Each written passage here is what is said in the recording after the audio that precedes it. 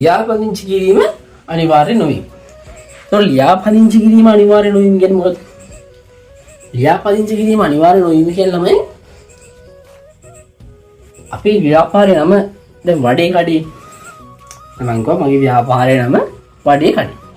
එතකොට වඩේ කඩේ කියන එක ළමයි ලියාපදිංචි කරන්න ඕන.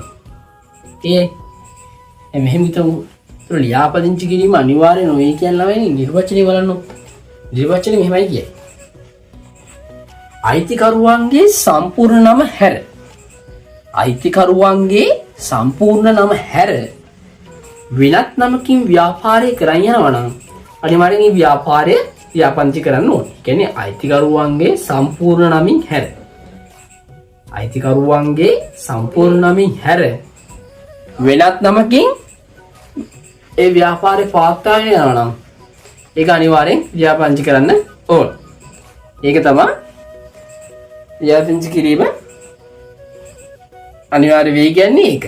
ඒක අනිවාර්ය නොවේ කියන්නේ දැන් හිතමු මගේ කඩේ නම ඉමේජ් සංජීව කියලා තියෙනවා නම් ඒ ව්‍යාපාරය ලියාපදිංචි කරන්න ඕනේ නෑ.